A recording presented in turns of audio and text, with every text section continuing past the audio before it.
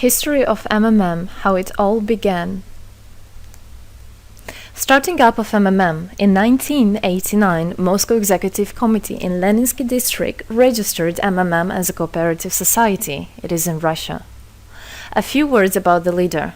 The MMM Cooperative Society was founded by Sergei Mavrodi and was one of the leading computer equipment distributors in Russia.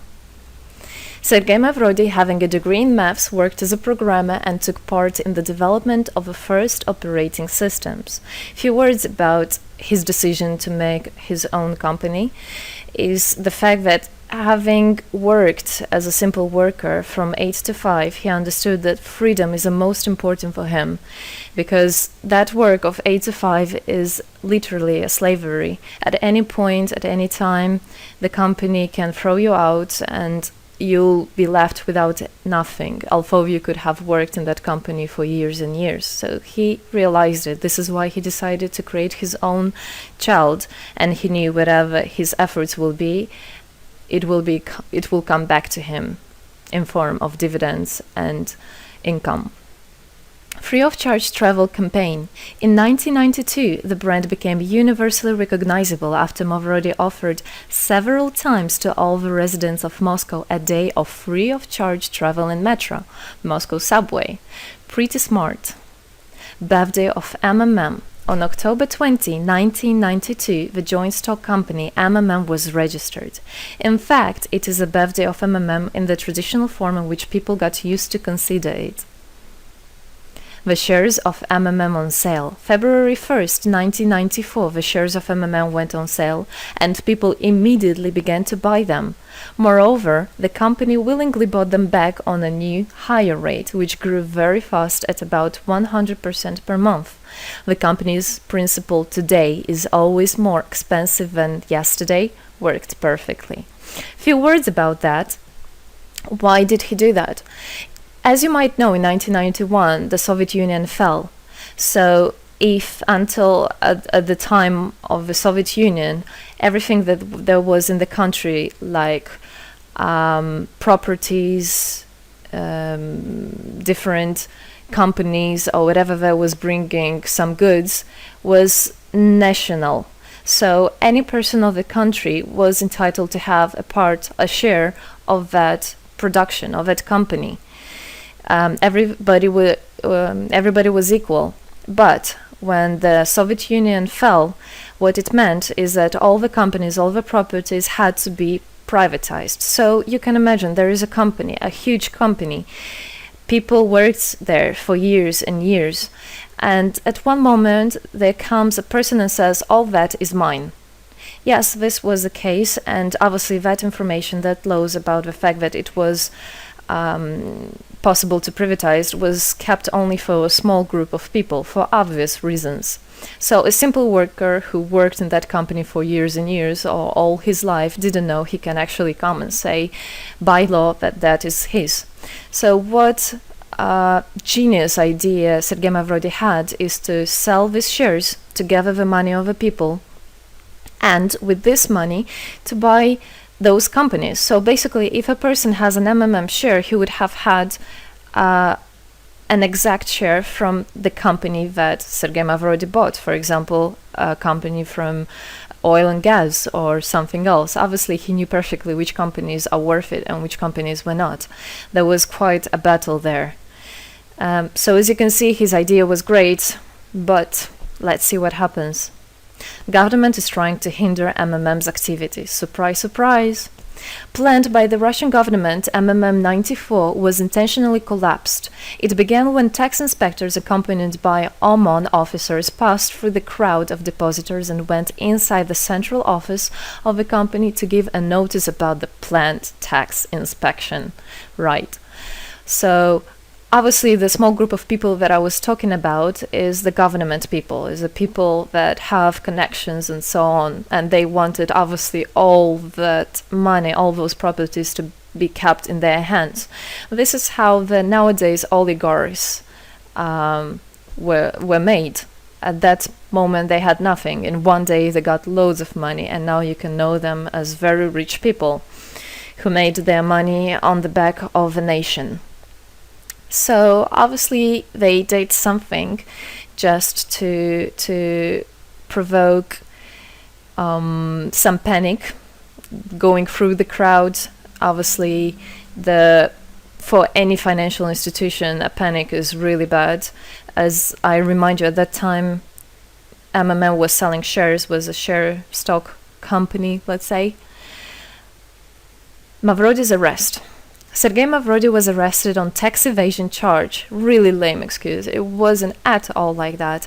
What happened, even the person that was in charge with giving the arrest, he told him that there was no other option for them. They had to do something, even though it was illegal what they were doing, but they had to do it as they were afraid of him. Because, as he said, another 2-3 months, and in whole Russia there would be no government, no banks, nobody, only Sergei Mavrody, that who holds the money nowadays. This is in charge. So he was arrested, and his arrest was broadcasted live on all TV channels, obviously to show off more, to show people how bad he is, and actually the government didn't do anything wrong. On the same day, there was a storm of the central office of MMM. The company was prescribed to recover 49.9 billion rubles to the budget. Huge money.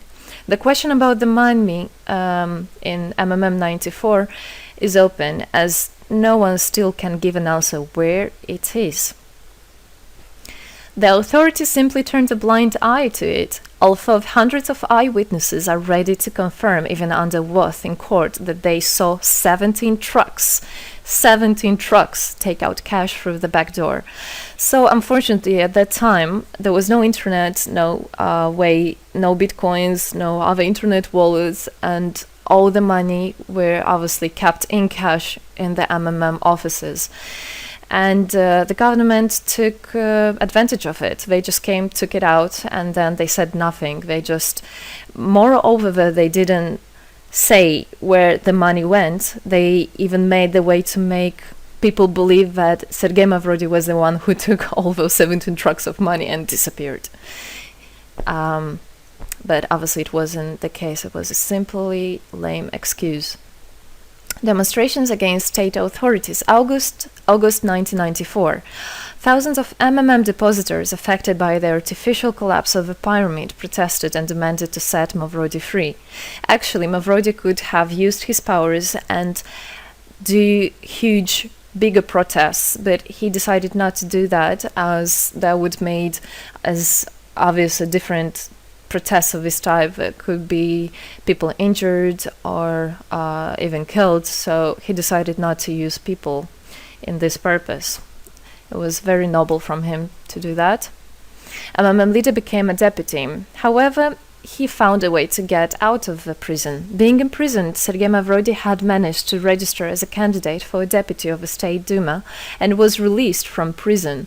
He won the elections by a landslide and became the deputy of the State Duma of the first convocation.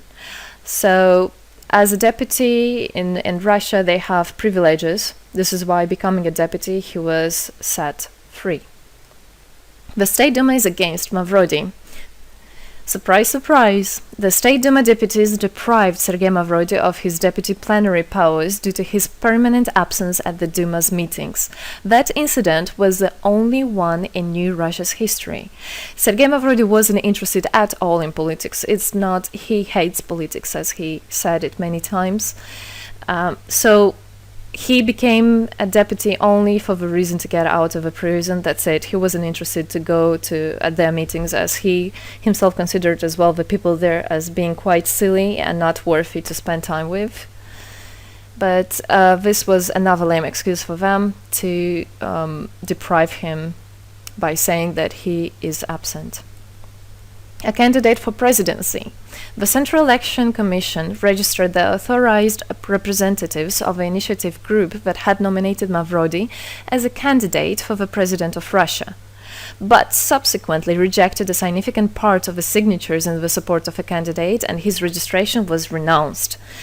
So, for obvious reasons, they did that again. They weren't interested into having a fair president, a fair leader on top of their head. Revival of MMM, January 2011. Sergei Mavrody renounced launching a new launching a new project of MMM 2011. Together we change the world. Previously, there were simply no analogues of similar systems in the world. The film about MMM, the launch of the project fell in the same time interval with the release of Russian film about MMM Pyramid, the plot of which is based on the eponymous book in which the history of MMM is disclosed by Sergei Mavrodi. So he wrote a book, and there is a movie which I highly recommend you to watch. You can find it online on YouTube. MMM is building a new, fair financial order. June 2012, the activity of MMM made a lot of banks collapse and a huge outflow of funds from deposit accounts happened. The system numbered more than 35 million members at the time. For obvious reasons, the fight against the system started. It suffered the same fate as MMM 94, eventually collapsed. So what happened? A lot of banks, as I already said, had a huge outflow, and another minus of the system of that time was that it wasn't really quite a community, because the money was still kept by the managers in MMM. So it wasn't the same idea as it is now, comparing it now, where people exchange money between themselves. You don't need to put it in a central account. At that time, there were central accounts, and it was again used by the banks. They simply blocked those accounts that they identified as being of MMM and took all the money away, and that's it. There were no other discussion about that. Again, huge loss of money. People lost a lot of money. Sergei Mavrodi didn't get all of them. It was again the banks that took the advantage of it. MMM 2012 is just the beginning. I'll be back. Sergei Mavrodi announced the launch of a completely new MMM, World Mutual Aid Fund, MMM community. It speeded up since the first day, showing crazy dynamics on new members' registration.